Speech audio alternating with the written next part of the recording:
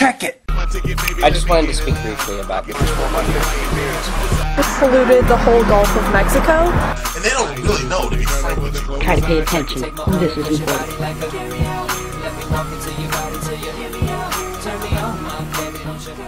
Hey guys, this is Mr. Politics Geek. I will explain by the end of this video why my opening is a little different from usual. But today we are actually going to talk about the BP oil spill.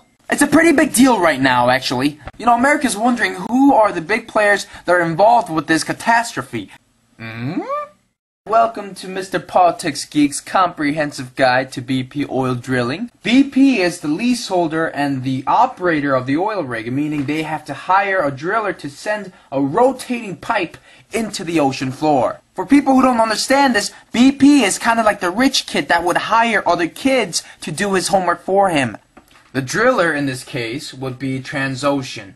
They would be the ones who build the rig. Back to our analogy. Transocean would be the smart kids who would do the homework for rich kids like BP. Finally, there's Halliburton, which is the company that would cement the well on the ocean floor where the oil is pulled. And in our analogy, Halliburton would be that thug that the rich kid would hire in order to make sure no one snitches on him. And in the spirit of America, everyone's asking, whose fault is it? Don't worry, man, I got you covered. Introducing Whose Shitty Job Caused It?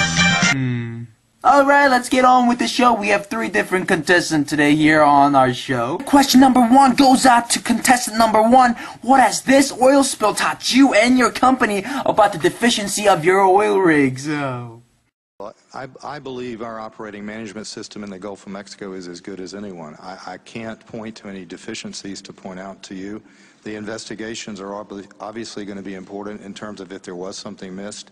I know of nothing that points me in a direction that we have deficiencies in our... You failed, contestant number 1! You know, if you're saying that there weren't any deficiencies, then whose deficiency caused this? BP, as a leaseholder and the operator of the well, hired Transocean to drill that well. I see that contestant number 1 has blamed contestant number 2. Contestant number 2, what do you have to say about this? These events occurred after the well construction process was essentially complete. Contestant number 2 has just accused contestant number 3. Turning up the heat, eh? Contestant number 3, what do you have to say about the shitty job that caused this oil spill?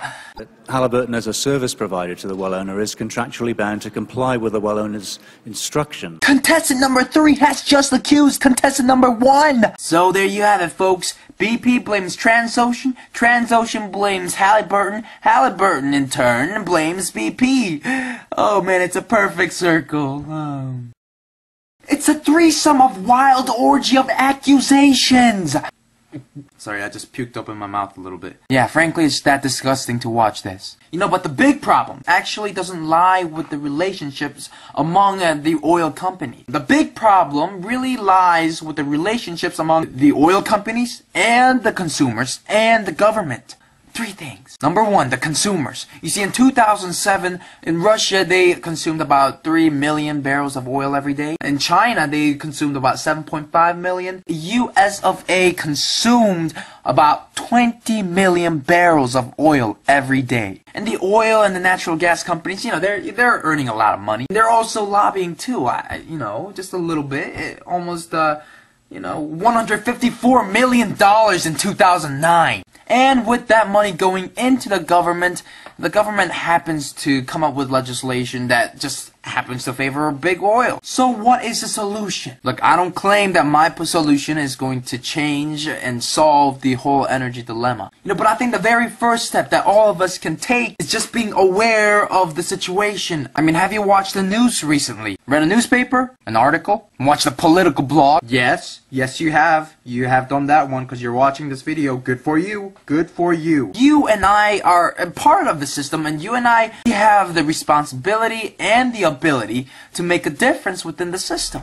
And the only way we're ever going to solve this problem is taking that first step of being an informed citizen and doing your research. Hey guys, thank you so much for joining me once again for your weekly dose of Politics Geek. And you know, I really challenge you for this weekend to make just one video response, one comment to a political blog, an online debate, or whatever it might be, and message me, and you might be featured in my next video. So with that, thank you very much. This has been Mr. Politics Geek, and I'm out. Research.